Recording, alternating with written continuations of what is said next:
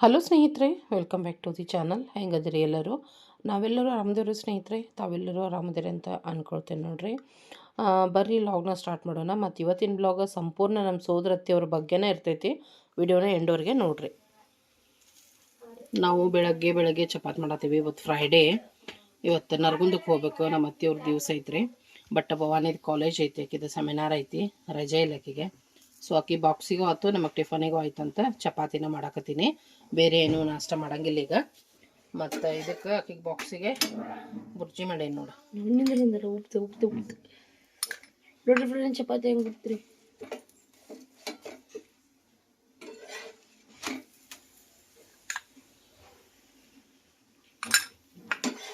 ನೋಡ್ರಿ, ಇಲ್ಲಿ ಬುರ್ಜಿನೂ ಮಾಡಲ್ರಿ ಮಮ್ಮಿ.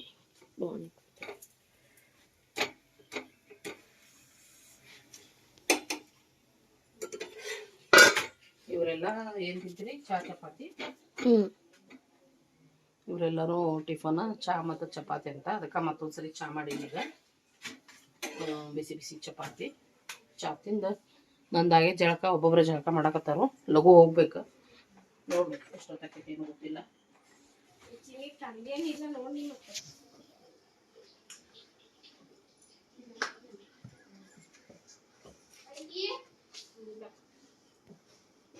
ತಂದಿರಾಕಿಲ್ಲ ನೋಡ.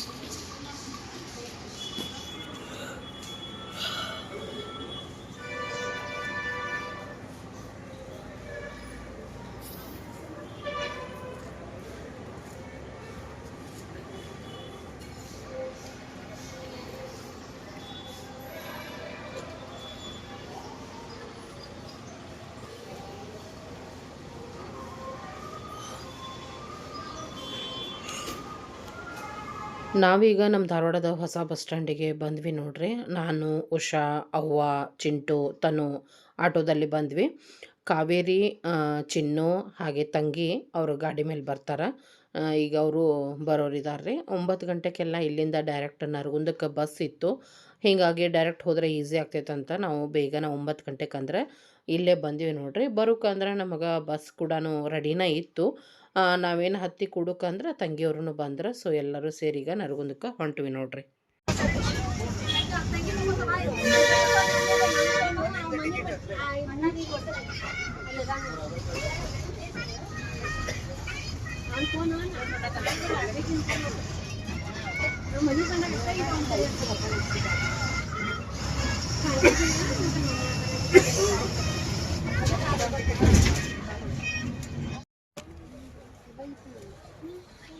ಚಿಂಟಪ್ಪ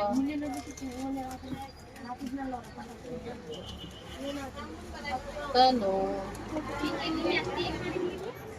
ಏನ್ ತಿನ್ನತ್ತೀರಿ?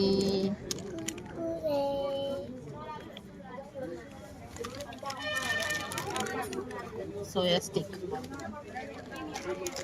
ನಾವು ಬಂದ್ವಿ ನವಲ್ಗುಂದಕ್ಕೆ. ಇಲ್ಲಿಂದ ಅರ್ಧ ತಾಸು ನರಗುಂದ.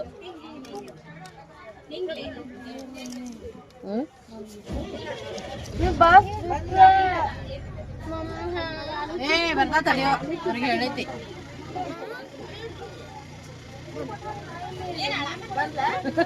ಇನ್ನೊಂದು ಸ್ವಲ್ಪ ಹೊತ್ತಾಗ್ತ ಬಂದ್ಲಳಲ್ಲ.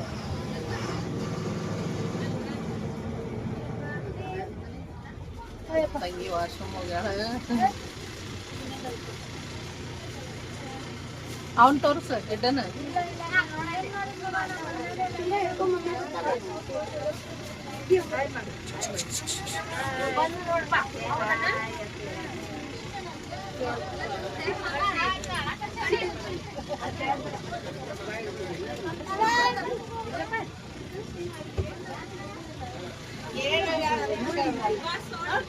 ಅಲ್ಲಿದ್ರೆ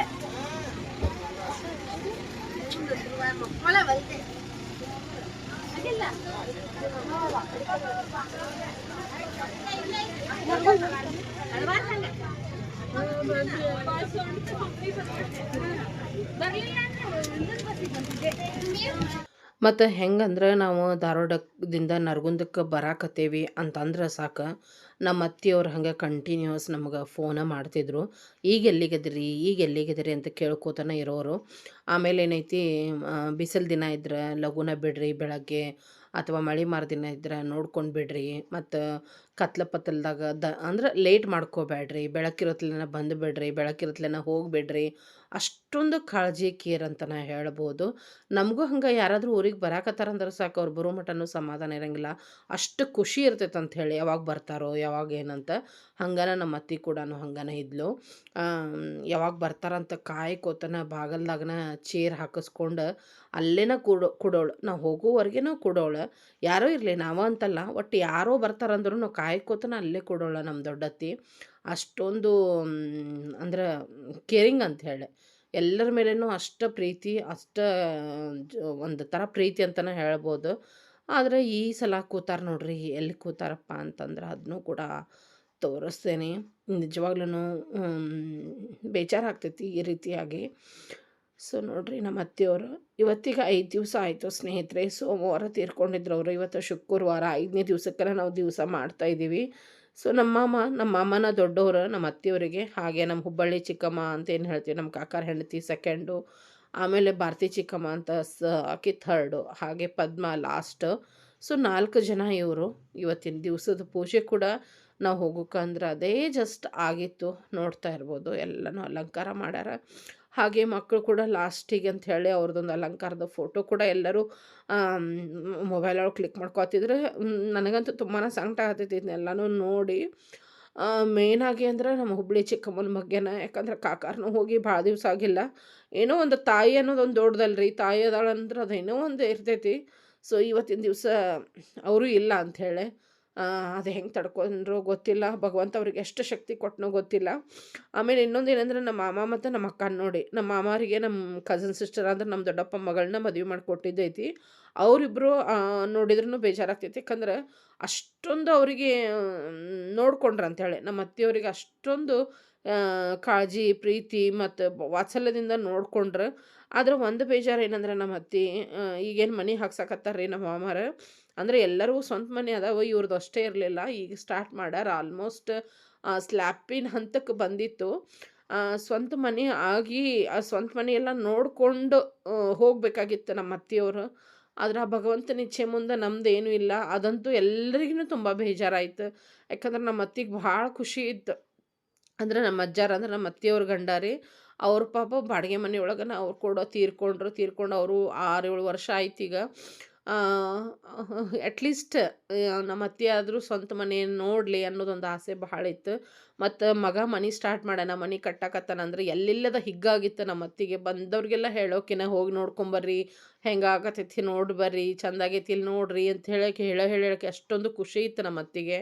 ಬಟ್ ಅವಳು ಅದನ್ನು ಸಂಪೂರ್ಣವಾಗಿ ಮುಗಿಯೋ ಮಟ್ಟ ಇರೋ ಹಾಗೆ ಆ ಭಗವಂತ ಮಾಡಲಿಲ್ಲ. ಅದೊಂದು ಭಾಳ ಅಂದ್ರೆ ಭಾಳ ಬೇಜಾರದ ವಿಷಯ ಆಗಿಬಿಡುತ್ತೆ ನಮ್ಮ ಮನೆಯೊಳಗೆ. ಮತ್ತು ಅಪ್ಪ ಹೋಗಿ ಜಸ್ಟ್ 20 ದಿವಸ ಆಗಿತ್ತು ರೀ ಅಷ್ಟೇ.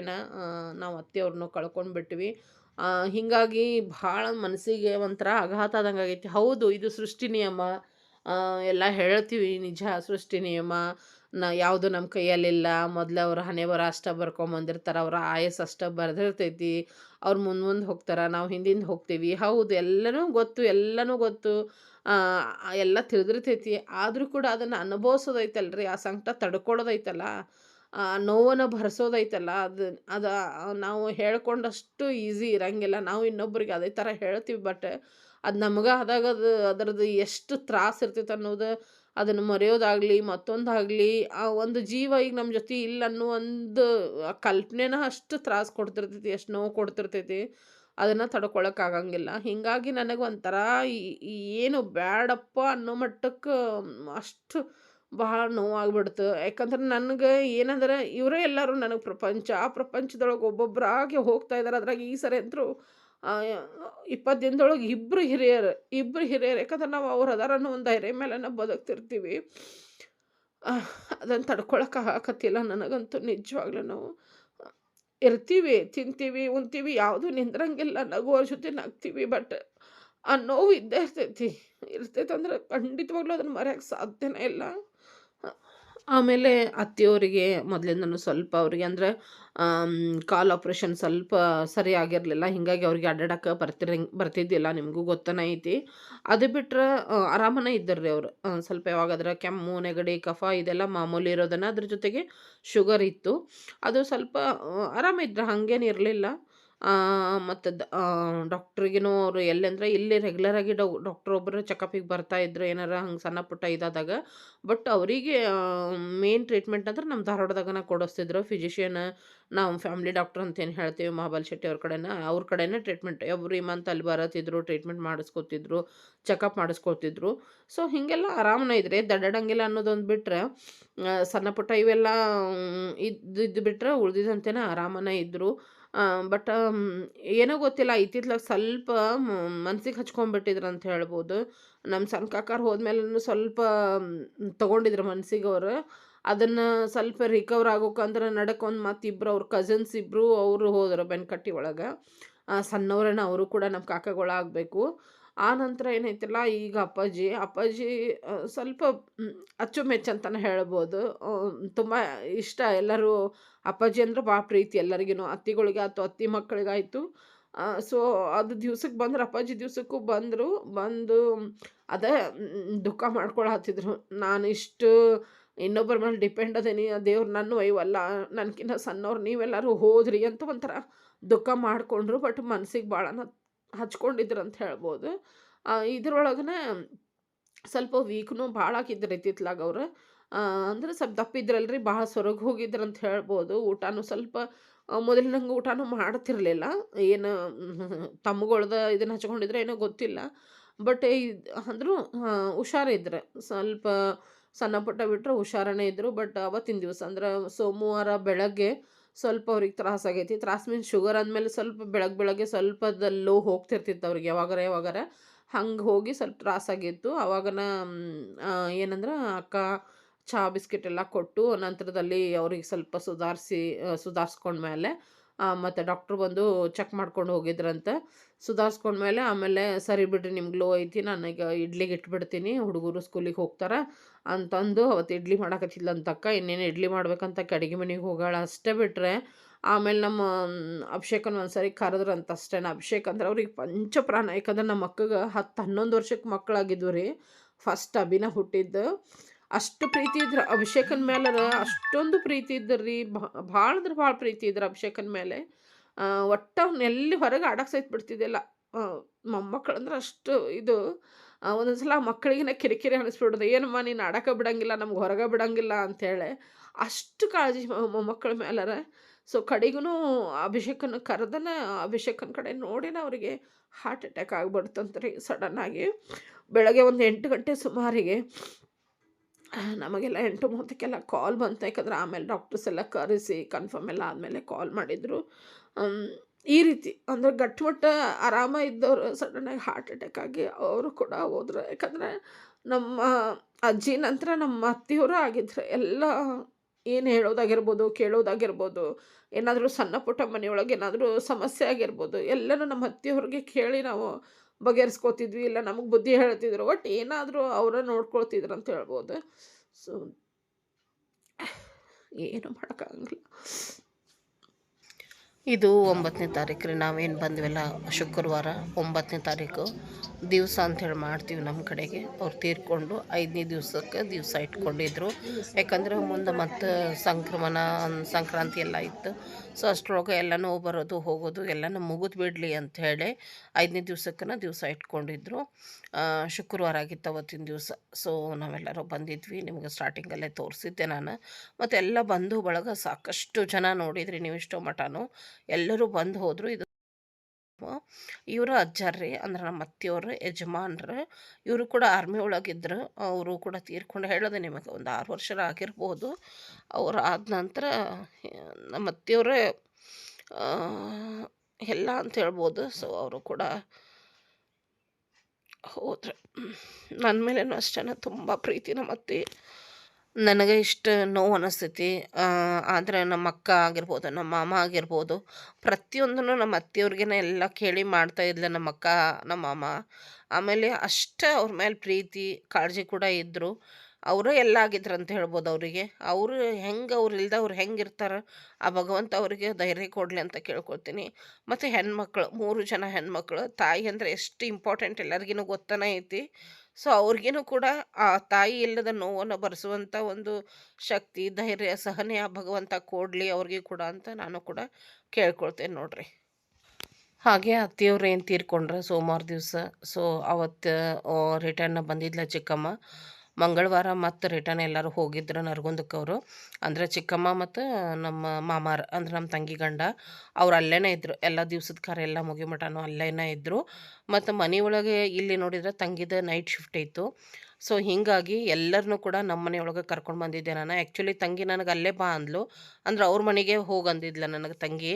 ಬಟ್ ನಾ ಹೇಳಿದೆ ನಿಮಗೆ ನಂದೊಂದು ಆರ್ಡ್ರ್ ಇತ್ತು ಅಂಥೇಳಿ.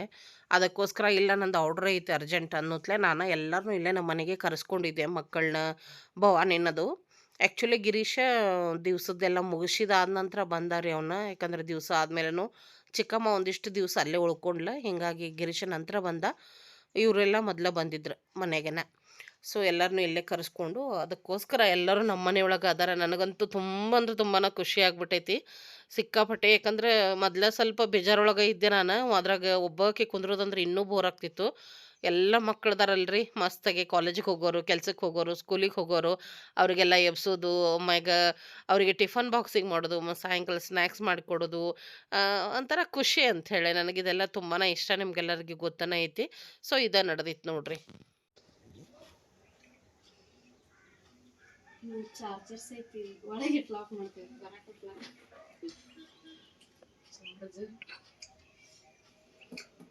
ಚಾರ್ಜರ್ ಮತ್ತು ಫೋನ್ ಏನೇನು ಒಂದು ಹೊಸಾದ ಫೋನ್ ಸ್ಟ್ಯಾಂಡ್ ಒಯ್ದ್ಬಿಟ್ರು. ಅಷ್ಟು ಚಲೋ ಇತ್ತು ಅದು. ಫೋನ್ ಸ್ಟ್ಯಾಂಡ್ ಆಂಟಿಗೆ ರೆಂಟ್ ತಂದು ಕೊಟ್ಟಿದ್ಲ. ಕೆಬ್ಬನದಿತ್ತು, ಎಷ್ಟು ಬಜ್ಜಿತ್ತು. ನಮ್ಮನ್ನು ಕ್ಲಿಪ್ ಎಷ್ಟು ತಗೊಂಡು ಹೋಗ್ಬಿಟ್ಟು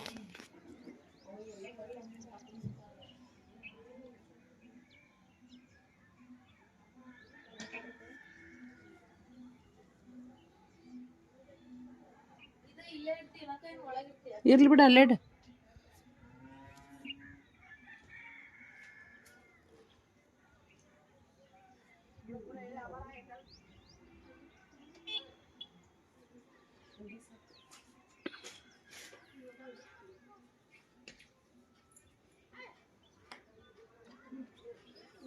ಹಾಗೆ ಸ್ನೇಹಿತರೆ, ಏನಾದರೂ ನಮ್ಮ ಜೀವನ ನಿಲ್ಲೋದಿಲ್ಲಲ್ರಿ.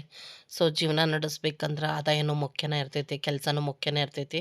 ಸೊ ಅದಕ್ಕೋಸ್ಕರ ನಾನು ಆರ್ಡ್ರಸನ್ನು ತಗೊಳ್ತಾ ಇದ್ದೀನಿ. ಸೊ ಯಾರಿಗಾದರೂ ಆರ್ಡ್ರ್ ಕೊಡೋದಿದ್ರೆ ಖಂಡಿತವಾಗ್ಲೂ ನನಗೆ ಕಾಲ್ ಮಾಡಿ ಅಥವಾ ವಾಟ್ಸಪ್ ಮುಖಾಂತರ ಏನು ಬೇಕಲ್ಲ ನನಗೆ ಆರ್ಡ್ರ್ ಮಾಡಿರಿ. ನಾನು ಕೂಡ ಫ್ರೆಶ್ ಆಗಿ, ಕ್ವಿಕ್ಕಾಗಿ, ಟೇಸ್ಟಿಯಾಗಿ ನಿಮಗೆ ಮಾಡಿ ಕಳಿಸ್ಕೊಡ್ತೀನಿ.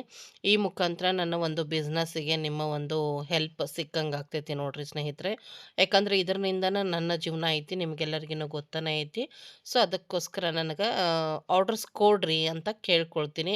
ಹಾಗೆ ಡೈಲಿ ತಪ್ಪದ ಬ್ಲಾಗ್ಸ್ನು ನೋಡಿರಿ ಎಂಡ್ವರೆಗೆ. ಹಾಗೆ ಇಷ್ಟ ಆದರೆ ಲೈಕ್ ಕೂಡ ಮಾಡಿರಿ, ಎಲ್ಲರೊಂದಿಗೆ ಶೇರ್ ಮಾಡಿರಿ.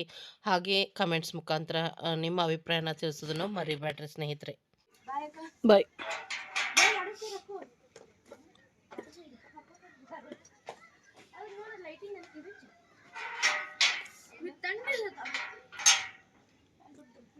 ಬಿಸಿಲು ಐತೆ ಹೋಗಿ ಮುಂದೆ. ಬಾಯ್ ಬಾಯ್.